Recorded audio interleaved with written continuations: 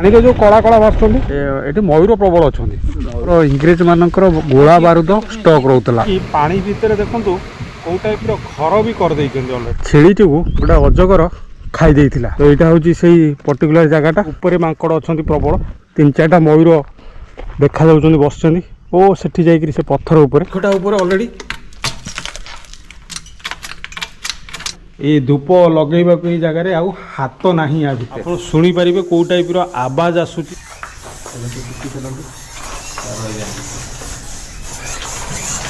भयंकर आवाज आसूची से घर भितर एठी देखंतु भयानक दृश्य मु देखौची इटार दृश्य मु आज पर्यंत देखी नहीं रक्षा करि पारिले नाही।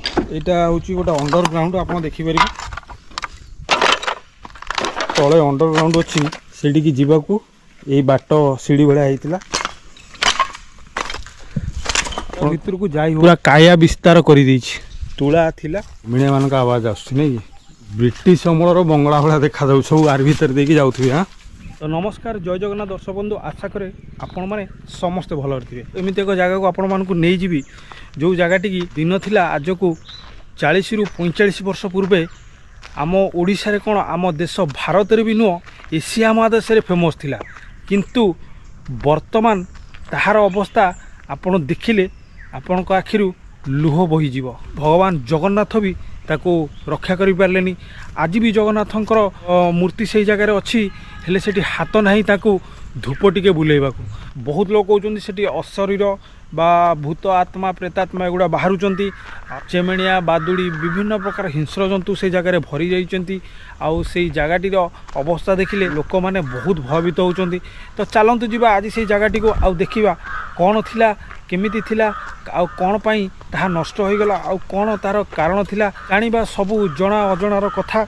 तो भिडियोटी बहुत जबरदस्त हम पूरा फुल देखो जमा अधार पड़ातुनि आउ हाँ जो मैंने मो चैनल नुआ अच्छा चैनल को सब्सक्राइब करना जल्दी जल्दी सब्सक्राइब करूँ बेल लाइक बटन दबाइबा जमा भूलतुनि। तो दर्शक बंधु आपण मैंने देखिपारे ऑलरेडी मु बाहरी आसली आज आमर डेस्टिनेशन आड़ को बर्तमान मुझे ब्रिज टी उपर जाऊँगी ये ब्रिज टी ना हूँ मुंडली ब्रिज मु यही बाट देकी सीधा आठगड़ जीवी आठगड़ू आमर डेस्टिनेशन बहुत पाखे देखिपारे ये लिखाई महानदी हाट मुंडली आ जो ब्रिज टी देखुं यहाँ हूँ बर्तमान पूरा मुंडली ब्रिज उपर मुझे आपटे गोटे दृश्य देखो देखु और से दूर जो देखुं सेठी सब माछ धरुंच जो मैंने माछ धरुंच से जगार माछ धरिकी पानी भितर देखु कौ टाइप घर भी करदे ऑलरेडी माने से माछ धरिकी से राति डंगारे रहउचंती। तो बर्तमान मु मुंडली ब्रिज टी पार हो गले एवं आगे चली आज आमर डेस्टिनेशन आड़ को मनरे गला बेले बहुत किछि आशा आशंका और आकांक्षा माड़ी आसूची कौन होता से जगार कहीं एत प्रसिद्ध जगहटी आज पूरा भूत कोटी परिणत होगला यही अनेक प्रश्न मनरे नहीं मु आगे चली।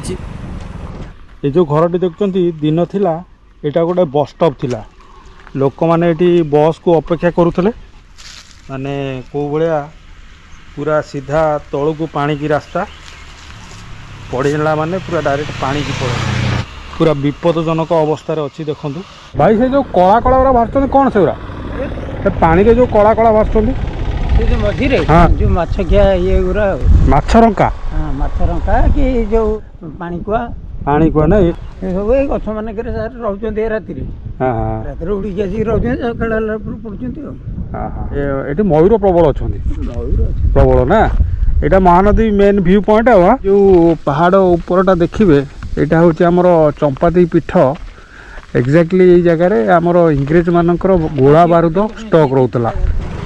तो बर्तमान मुझे रास्ता जाऊँगी पूरा निर्जन दी साइड रे बहुत लंबा लंबा पहाड़ और काजू जंगल रे पूरा भरपूर अच्छी बर्तमान मुझे रास्ता देके आसिली आईटी मुझे गोटे व्यू देखु ये जो पहाड़ देखुं पूरा लंबा पहाड़ एमती लंबिक अच्छी लास्ट 8-10 दिन तले गोटे खबर न्यूज मानक सब आसते आप शुणी ये गोटे विशाल अजगर गोटे जो छेली चराड़ी माने आसती कहीं जेहेतु ये काजू बण फण अच्छी घास बुदा बण अच्छी तो छेली चराइक आसते तो एक्जाक्टली यही जगार गोटे छेली टी गोटे अजगर खाई देइथिला ମାଙ୍କଡ଼ ମାନେ ଏଠି ପ୍ରବଳ ଥାଆନ୍ତି। ଆପଣ ଦେଖିପାରିବେ ସେ ଉପରେ ମାଙ୍କଡ଼ ଅଛନ୍ତି ପ୍ରବଳ।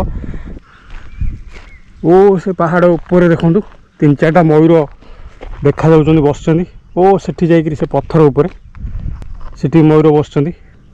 ଏତେ ବଡ଼ ଗଡ଼ାଣି ଅଛି ସେ ଗାଡ଼ି ଷ୍ଟାର୍ଟ ନ କଲେ ବି ଏମିତି ଗଡ଼ି ଚାଲିଛି।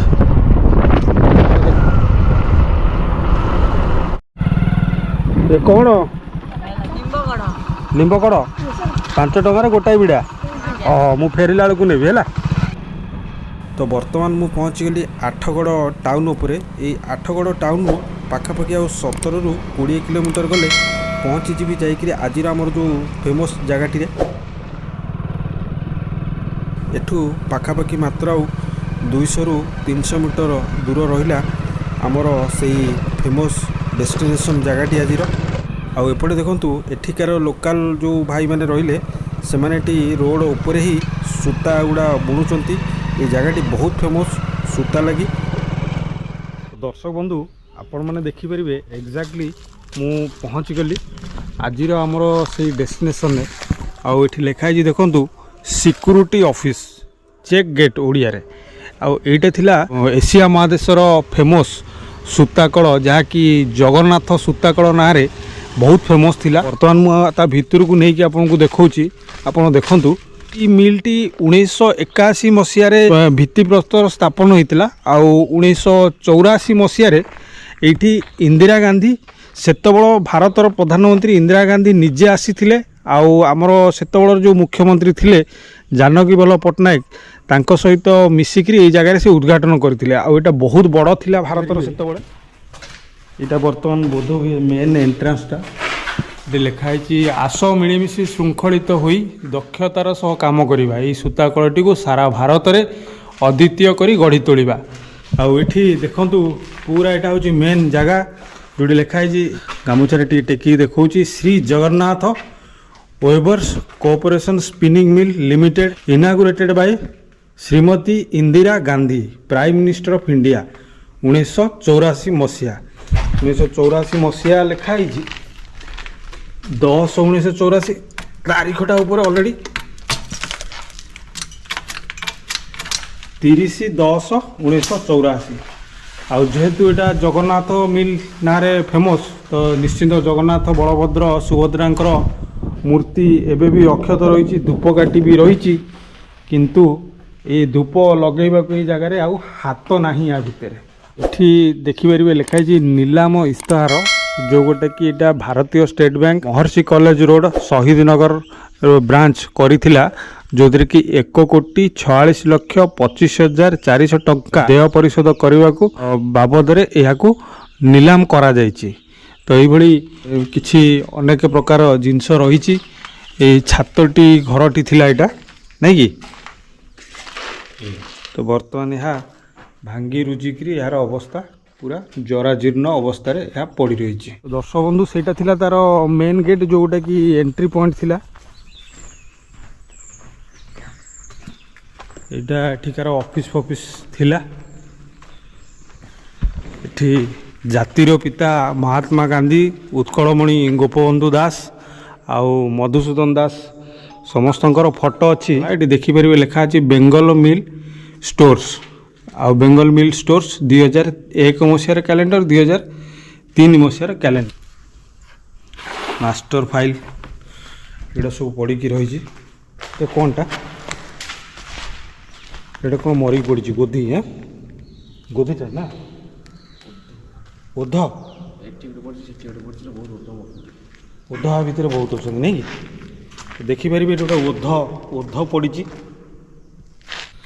ତ ଏଇଟା ଗୋଟେ ଦେଖନ୍ତୁ ଯେଉଁଟାକି ମେନ୍ ଅପରେଟିଂ ଏରିଆଟା ଥିଲା, ଯେଉଁଠିକି ସୂତା ଗୁଡ଼ାକୁ ସବୁ ବାହାର କରାଯାଉଥିଲା। ଭୟାନକ ଦୃଶ୍ୟ ମୁଁ ଦେଖାଉଛି। କ'ଣ ଆପଣ ଆପଣଙ୍କ ସ୍ୱପ୍ନର ଘରକୁ କି ଅଫିସ୍ କି ଆହୁରି ସୁନ୍ଦର କରିବାକୁ ଚାହୁଁଛନ୍ତି କି? ତ ତା'ର ସଲ୍ୟୁସନ୍ ମୁଁ ଆଜି ନେଇ ଆସିଛି। ଏମିତିକି ଆପଣଙ୍କର home interior, office interior, UPVC ୱିଣ୍ଡୋଠୁ ଆରମ୍ଭ କରି ଡୋର୍ ଆଉ ଅଲ୍ ଟାଇପ୍ ଅଫ୍ ସିଲିଂ ଆଉ ଫ୍ଲୋରିଂ ସବୁ ପ୍ରକାରର ଇଣ୍ଟେରିୟର୍ ଡିଜାଇନ୍ର ଫାସିଲିଟି ଅଛି। ତ ଆଜି ହିଁ କଣ୍ଟାକ୍ଟ କରନ୍ତୁ, ଡେରି ଜମା କରନ୍ତୁନି। Smart station complete interior solution. Mobile number ହେଲା 832883 94834177 ଆପଣ ହ୍ୱାଟ୍ସଆପ୍ ମାଧ୍ୟମରେ ମଧ୍ୟ କଣ୍ଟାକ୍ଟ କରିପାରିବେ। ତ ଡେରି କାହିଁକି, ନିଶ୍ଚିନ୍ତ କଣ୍ଟାକ୍ଟ କରନ୍ତୁ, ଏବେ ହିଁ କରନ୍ତୁ, ଆଜି ହିଁ କରନ୍ତୁ। ଆପଣ ଭାବନ୍ତୁ ଗଛର ଚେର ଆସିକିରି କୁଆଡ଼େ ମାଡ଼ିଗଲାଣି। ବର୍ତ୍ତମାନ ପର୍ଯ୍ୟନ୍ତ ବି ଏଠି ସେ ଯେଉଁ ତୁଳାରୁ ବା ଯେଉଁ କପା ଟାଇପ୍ର ଥିଲା ସେଥିରୁ ଯେଉଁ ସୂତା ବନା ହେଉଥିଲା ସେ ମଧ୍ୟ ପଡ଼ିକି ରହିଛି, ତା'ର କିଛି ଅଂଶବିଶେଷ କେଉଁ ଟାଇପ୍ର ବଣ ବୁଦା ହେଇକିରି ଏସବୁ ନଷ୍ଟ ହୋଇଗଲାଣି। ସେତେବେଳେ କେତେ ସୁନ୍ଦର ଇଞ୍ଜିନିୟରିଂରେ ଏଇ ଘର ଗୁଡ଼ାକ ସବୁ ବନା ଯାଇଥିଲା। ଚିମିଣିଆମାନଙ୍କ ଆବାଜ ଆସୁଛି ନାଇଁ କି?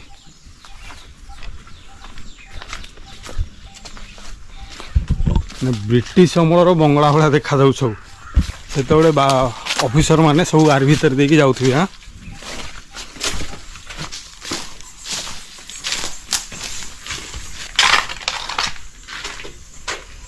ଆପଣ ଦେଖିପାରିବେ ଏଇ ଟାଇପ୍ର ବିଶାଳ କୋଠରୀ ଏଠୁ ପାଖାପାଖି 200 ମିଟର ଯାଏ ଲମ୍ବିକି ରହିଛି, କିନ୍ତୁ ଏଇଠି ରାସ୍ତାଟା ପୁରା ଅନ୍ଧାର ହେଇଛି, ମଝିରେ ତାଡ଼ି ତୁଡ଼ା କ'ଣ ହେଇଯାଇଛି। ତେଣୁ ସବୁବେଳେ ନିଜର ସୁରକ୍ଷାଟାକୁ ଚିନ୍ତା କରିବା। ତ ମୋତେ ଲାଗୁନି ଆଉ ଆଗକୁ ଯିବାଟା ସୁରକ୍ଷିତ ବୋଲି।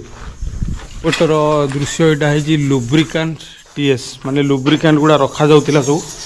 ଏବେ ବି ତା'ର ତେଲ ଡବା ଫବା ପଡ଼ିଛି, ମାନେ ଲୁବ୍ରିକାଣ୍ଟ ଅଏଲ୍ର। ଆଉ ଏଠି ଶୁଣିପାରୁଥିବେ ଯେଉଁ ଭୟଙ୍କର ଅନ୍ଧାର ହେଇଛି, ତା ଭିତରକୁ ଯିବାଟା ସୁରକ୍ଷିତ ତ ନୁହେଁ। ଆପଣ ଶୁଣିପାରିବେ କେଉଁ ଟାଇପ୍ର ଆବାଜ ଆସୁଛି ଆପଣଙ୍କର ଯେଉଁ ଚେମିଣିଆ ମାନଙ୍କର।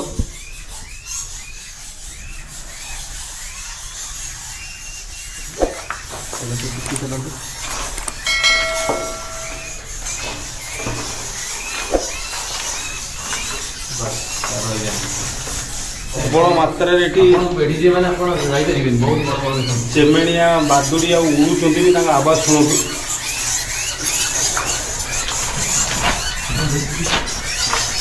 ଭୟଙ୍କର ଆବାଜ ଆସୁଛି ସେ ଅନ୍ଧାର ଘର ଭିତରୁ। ଆପଣମାନେ ଦେଖିପାରିବେ କେଉଁ ରେଞ୍ଜରେ ସେମାନେ ଦଳବଳ ହେଇକି ଶହ ଶହ ପରିମାଣରେ ଉଡ଼ୁଛନ୍ତି।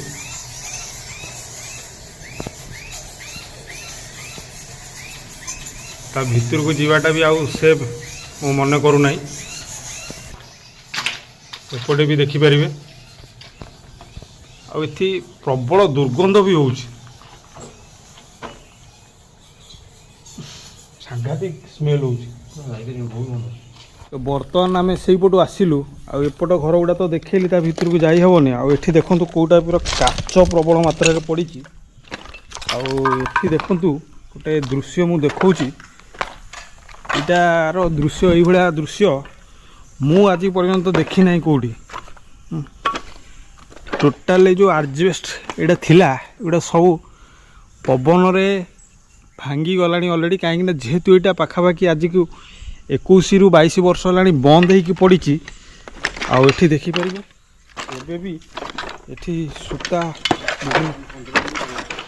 ବିଭିନ୍ନ ପ୍ରକାର ପଡ଼ିକି ରହିଛି। ଆଉ ଏଠି ଲେଖା ହେଇଛି, ଆମେ ହେଲେ ଶୃଙ୍ଖଳିତ, ଭବିଷ୍ୟତ ଆମ ହେବ ସୁରକ୍ଷିତ। ଏଠି ଆଉ କିଛି ସୁରକ୍ଷିତ ନାହିଁ। ଲୋକଙ୍କ ଭବିଷ୍ୟତ ପୁରା ଅନ୍ଧାରରେ ପଳେଇଲା। ଆଉ ଲକ୍ଷ୍ମୀ ବି ପଳେଇଲେ, ସବୁ ପଳେଇଲେ। ଆଉ ଜାଗାଟିର ବା ଏଇ ମିଲ୍ଟିର ନାଁ ଥିଲା ଜଗନ୍ନାଥ ସୂତାକଳ। ଆଉ ଜଗନ୍ନାଥ ବି ଏଇ ସୂତାକଳଟିକୁ ରକ୍ଷା କରିପାରିଲେ ନାହିଁ। ମାନେ ଆପଣ ଭାବନ୍ତୁ, ଯେତେବେଳେ ଏଇଟା ବନା ହେଇଥିବ, କେତେ ଆଶା ଭରସାରେ ବନା ହେଇଥିବ, ସରକାରଙ୍କର ଅଦମ୍ୟ ପ୍ରଚେଷ୍ଟା ମଧ୍ୟ ଥିବ। ଆଉ ଯେଉଁ 1500 ଶ୍ରମିକ ଏଠି କାମ କରୁଥିଲେ, ସେମାନଙ୍କ ପରିବାର ବି କେତେ ହସ ଖୁସିରେ ଥିବେ। ଏଠି ଏବେ ବି ସେଇ ଯେଉଁ ତୁଳା ଟାଇପ୍ର ଜିନିଷ ଏବେ ବି ପଡ଼ିକି ରହିଛି, ଆପଣ ଦେଖିପାରିବେ। ଆଉ ଏଇଟା ହେଉଛି ଗୋଟେ ଅଣ୍ଡରଗ୍ରାଉଣ୍ଡ, ଆପଣ ଦେଖିପାରିବେ। ଏଇଟା ଅଣ୍ଡରଗ୍ରାଉଣ୍ଡ ହେଇଛି, ମାନେ ଆ ତଳେ ଟୋଟାଲ ଅଣ୍ଡରଗ୍ରାଉଣ୍ଡ ଅଛି। ଆ ଭିତରେ କ'ଣ ତୁଳା ତୁଳା ଗୁଡ଼ା, ଏଇଟା ସବୁ ଅଣ୍ଡରଗ୍ରାଉଣ୍ଡ। ଆପଣ ଦେଖିପାରିବେ ତୁଳା ଗୁଡ଼ାକୁ ସବୁ ରଖାହେଉଥିଲା ଏଇଭଳି ବିଭିନ୍ନ ପ୍ରକାର। ଏପଟେ ବି ଦେଖିପାରିବେ। ବର୍ତ୍ତମାନ ଏଇ ଯେଉଁଟା ଉପରେ ଆମେ ଅଛୁ, ଏହା ତଳେ ହିଁ ଅଣ୍ଡରଗ୍ରାଉଣ୍ଡ ଅଛି। ଦେଖନ୍ତୁ ଏବେ ବି ଅନେକ ତୁଳା ତା ଭିତରେ ରହିଛି ଷ୍ଟକ୍ ହେଇକିରି। ଏଇଭଳି ଅଣ୍ଡରଗ୍ରାଉଣ୍ଡ, ମାନେ ଟୋଟାଲ ଏଣ୍ଟାର ତଳଟା ଅଣ୍ଡରଗ୍ରାଉଣ୍ଡ ନାଇଁ କି? କେତେ ପରିମାଣର ସୂତା ଭିତରେ ରହିଛି, ଠିକ୍ ଚାଲିବା ବି ବହୁତ ଡିଫିକଲ୍ଟ।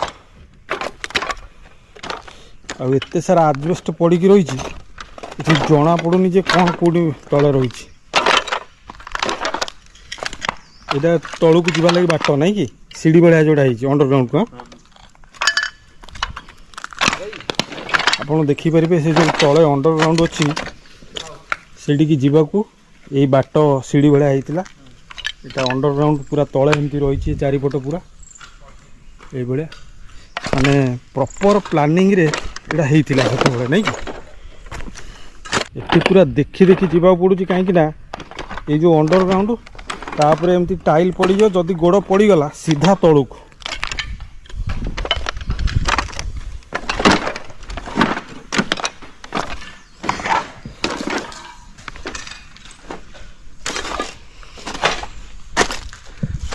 ଆପଣ ଦେଖିପାରିବେ ଏପଟେ ମଧ୍ୟ ସେଇଭଳି ଦୃଶ୍ୟ।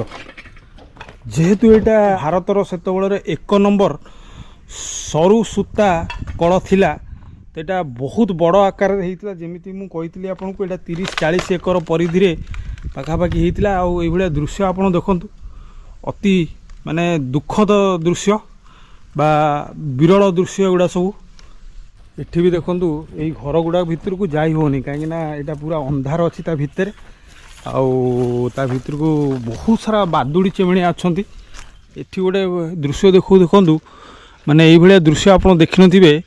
ଭୟଙ୍କର ରୂପେ ବରଗଛଟି ପୁରା ସେଠି ଯାଇକିରି ତା ଚେର କେମିତି ପୁରା କାୟା ବିସ୍ତାର କରିଦେଇଛି। ପୁରା ଏଟାକୁ ମାନେ ବଣ ଜଙ୍ଗଲ ବରଗଛ ଏଇ ଯେଉଁ ଫ୍ୟାକ୍ଟ୍ରିଟିକୁ ବର୍ତ୍ତମାନ କରାଳ ରୂପେ ଗ୍ରାସ କରିସାରିଛନ୍ତି। ତୁଳା ଥିଲା, ତୁଳାରୁ ସରୁ ସରୁ ସୂତା ମେସିନ୍ ମାଧ୍ୟମରେ ତିଆରି କରିକି ବାହାର ଦେଶମାନଙ୍କୁ ପଠା ହେଉଥିଲା।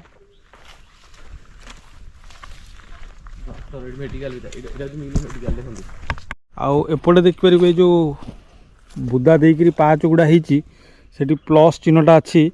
ଏଇଟା ଥିଲା ସେ ମାନେ ଏଇ ଫ୍ୟାକ୍ଟ୍ରିର ହସ୍ପିଟାଲ ବା ପ୍ରାଥମିକ ଚିକିତ୍ସାଳୟ। ଯେଉଁ ଶ୍ରମିକମାନେ କାମ କରିଥାନ୍ତି, ତାଙ୍କର କିଛି ଘଟଣା ଦୁର୍ଘଟଣା ଘଟିଲେ ସେଠି ଇମିଡ଼ିଏଟଲି ଟ୍ରିଟମେଣ୍ଟ ହୁଅନ୍ତି। ଡକ୍ଟର ନର୍ସ ହେରିକା ସବୁ ଥିଲେ। ତ ଦର୍ଶକ ବନ୍ଧୁ, ଏବେ ବି ପାଖାପାଖି 1/2 କିଲୋମିଟର ଖଣ୍ଡେ ଆ ଭିତରେ ବୁଲି ସାରିଲୁଣି। ଆହୁରି ଅନେକ ଅଛି, ସେଠି ବି ଆହୁରି ଅନେକ ଅଛି। ଆଉ ଯିବାଟା ସେଠିକି ସମ୍ଭବ ନୁହେଁ। ଆଉ ଏଠି ଦେଖିପାରିବେ ଲେଖା ହେଇଛି, ଏଠାରେ ସାଇକେଲ ରଖନ୍ତୁ। ସ୍କୁଟର ଷ୍ଟାଣ୍ଡ, ମାନେ ବାଁ ପଟା ହେଉଛି ସାଇକେଲ ଷ୍ଟାଣ୍ଡ, ଡାହାଣ ପଟା ହେଉଛି ସ୍କୁଟର। ସେତେବେଳେ ତ ବାଇକ୍ ନଥିଲା, ସ୍କୁଟର ବହୁତ ଫେମସ୍ ଥିଲା। ତ ସ୍କୁଟର ଷ୍ଟାଣ୍ଡ ଗୁଡ଼ାକ ଏଗୁଡ଼ା ଥିଲା। ଆଉ ଏଇଟା ଆଉ ଗୋଟେ ଗେଟ୍ ଥିଲା, ଏଇଭଳି ବାଉଣ୍ଡ୍ରି ଥିଲା। ତ ଏପଟେ ରହିଲା ମେନ୍ ମିଲ୍। ଆଉ ଏଠି ଯେଉଁଟା ଦେଖୁଛନ୍ତି ଆଗରେ ଯେଉଁ ଘର ଗୁଡ଼ାକ ସବୁ ବଣ ଭିତରେ ପଡ଼ିକି ରହିଛି, ସେଗୁଡ଼ା ହେଉଛି କ୍ୱାର୍ଟର, ମାନେ ଷ୍ଟାଫ୍ କ୍ୱାର୍ଟର। ଯେଉଁ ସେତେବେଳର ଇଞ୍ଜିନିୟର, ଟେକ୍ନିସିଆନ୍ ଆଉ ଯେଉଁମାନେ କାମ କରୁଥିଲେ ସେମାନଙ୍କ ଲାଗି ସେଇ କ୍ୱାର୍ଟର ଗୁଡ଼ାକ ସେପଟେ ଥିଲା। ତ ଦର୍ଶକ ବନ୍ଧୁ, ଏଇ ଯେଉଁ ରାସ୍ତା ଗୁଡ଼ାକ ଏଇଟା ଟୋଟାଲ୍ ବି ସେତେବେଳେ ସେଇ ମିଲ୍ର ଅଣ୍ଡରରେ ଥିଲା। ତ ଓଭରଅଲ୍ କହିବାକୁ ଗଲେ 30-40 ଏକରରେ ଓନ୍ଲି ଫ୍ୟାକ୍ଟ୍ରି ହେଇଥିଲା। ଆପଣ ଦେଖିପାରିବେ ଏଠି ଲେଖା ହେଇଛି J spin limited, Jagannath spin limited. ତ ଦର୍ଶକ ବନ୍ଧୁ, ଏଇଟା ଥିଲା ମୋର ଆଜିର ଏକ ଛୋଟ ଭିଡ଼ିଓ, ଯେଉଁଟାକି ଜଗନ୍ନାଥ ସ୍ପିନିଂ ମିଲ୍ ବା ଜଗନ୍ନାଥ ସୂତାକଳ ଉପରେ, ଯାହାକି ଦିନ ଥିଲା ଆମ ଏସିଆ ମହାଦେଶର ଦ୍ୱିତୀୟ ଫେମସ୍ ସୂତାକଳ ଥିଲା। ଆଉ ଆମ ଦେଶ ଭାରତର 1 ନମ୍ବର ବା ପ୍ରଥମ ସୂତାକଳ ଥିଲା। ଆଉ ଆଜି ତା'ର ଅବସ୍ଥା ମୁଁ ଆପଣମାନଙ୍କୁ ଦେଖେଇଲି, କେଉଁ ଟାଇପ୍ର ଜରାଜୀର୍ଣ୍ଣ ଅବସ୍ଥାରେ, ତାହା ବିକୃତ ଅବସ୍ଥାରେ ରହିଅଛି। ତ ଆଶା କରୁଛି ଆପଣଙ୍କୁ ଭିଡ଼ିଓଟି ନିଶ୍ଚିତ ଭଲ ଲାଗିଥିବ। ଭିଡ଼ିଓଟି ଭଲ ଲାଗିଥିଲେ ଲାଇକ୍ କରିବାକୁ ଜମା ଭୁଲିବେନି। ଆଉ ଚ୍ୟାନେଲ୍ ନୂଆ ଥିଲେ ଜଲ୍ଦି ଚ୍ୟାନେଲକୁ ସବସ୍କ୍ରାଇବ୍ କରିଦେବେ, ବେଲ୍ ଲାଇକ୍ ବଟନ୍ ଦବାଇବାକୁ ଜମା ଭୁଲିବେନି। ପୁଣି ଦେଖା ହେବ ମୋର ଆଉ ଏକ ଭିଡ଼ିଓରେ, ନୂଆ ରୂପରେ, ନୂଆ ଜାଗାରେ। ସେଥି ପର୍ଯ୍ୟନ୍ତ ନମସ୍କାର, ଜୟ ଜଗନ୍ନାଥ।